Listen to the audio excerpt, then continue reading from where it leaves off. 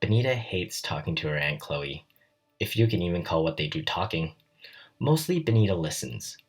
Aunt Chloe has stories.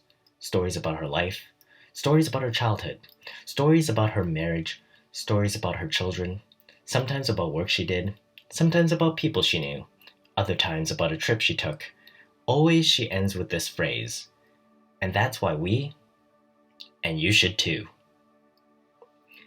Benita waits for that finishing remark so she can nod and agree. It always comes. All she has to do was wait, and when it does, it punches her in the gut. It doesn't allow her to enjoy the story because, in the end, she knows that Aunt Chloe isn't telling a fun story. She's lecturing. You could say that Aunt Chloe's stories are didactic. But is that not good? Why is it bad to tell didactic stories? Shouldn't you want your listeners to leave with some wisdom, like a nice souvenir that they could take with them into the future? Telling didactic stories seem like giving your audience the most bang for their buck, the best use of their time. There was a time long ago when didactic stories were popular. Religious sermons, ancient texts, stories that teach ethics such as Aesop's fables are examples of didactic stories that have favorable reputations because they taught people how to be civil as they learned to live with each other. From the stories of Christ to Siddhartha, people have relied on didactic stories to learn how to confront the obstacles of life and participate in a society of many. The word didactic itself comes from ancient Greece, which means relating to teaching, education, and wisdom. Ancient Greece, of course, being a key time and place for great philosophical teachers and thinkers, all telling didactic stories to get their ideas across. The importance for the general public to receive moral guidance couldn't be more important back then when communication and entertainment were not as easily accessible as it is today. Yet, Aunt Chloe had a story, one that she thought was worth telling. Should she not share her story the way she felt it should be told? What was Benita's problem? She should be appreciative of a free lesson from someone of experience. Not that Aunt Chloe was Christ or Siddhartha, but she certainly had a point of view. Every storyteller has a perspective, and it's from there that they decide which stories are worth telling and which aren't. Obviously, they want to tell a story that gives their audience the most value. But value is an interesting word, often used to market something that is of quality, but is cheaply sold. What didactic stories are simple answers. Without understanding the complexities of an audience member's life, it aims to give directions and solutions as though every problem or pursuit can be resolved by obediently following what the story has to offer. Didactic stories make blunt assumptions, just like what Aunt Chloe does when she sees Benita. She assumes that she has the answers for her, even though Benita wasn't asking.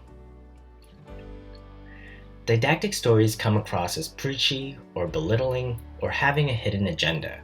Didactic stories are not open-ended. They have a very clear conclusion. Instead of allowing the audience to interpret what the story teaches, a didactic one outright tells them what to know. It is in that rushed method of communicating that the important lessons in the stories are actually lost. Didactic stories end up being less effective in encouraging a certain behavior as compared to telling a truly meaningful story with rich characters and an interesting plot. So what can we do? How do we avoid telling stories like Aunt Chloe? First, understand that having a story with a message is not a bad thing. Every story should have a core theme worth sharing. However, one should avoid telling a story with the solitary goal of convincing the audience of an idea or a way of life. A good theme doesn't make a good story, and a good story doesn't need to do any convincing. By taking the audience through an emotional journey via the senses of the characters, we can actually get them invested in the exploration of the theme. The audience will come to the conclusion on their own or have a thought that opposes the meaning of the story. Either way, the audience is empowered to form their own opinions, even when it's the storyteller that reaches the ending. And the ending certainly should not be how Aunt Chloe ends it. And that is why and you should too.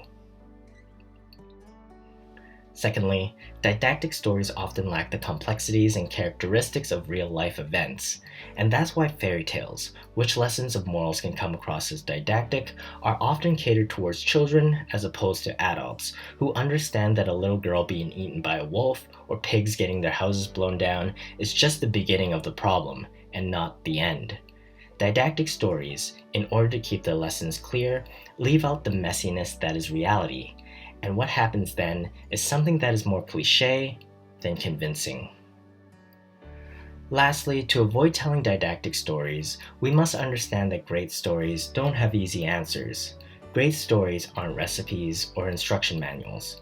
Great stories are a mirror that forces us to confront the feelings inside ourselves.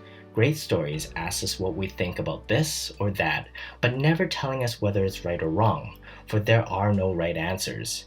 Every audience member should be able to bring their own history, their own experiences, their own principles and values, and use those as the instruments to come up with their own conclusions. Therefore, a story that avoids being labeled as didactic allows for wondering and contemplation. And that is why we shouldn't write didactic stories, and you shouldn't either. Had anyone ever said that your stories were didactic? Let me know how you dealt with that in the comments below. And if you're interested in more videos about writing and the creative process, don't forget to subscribe.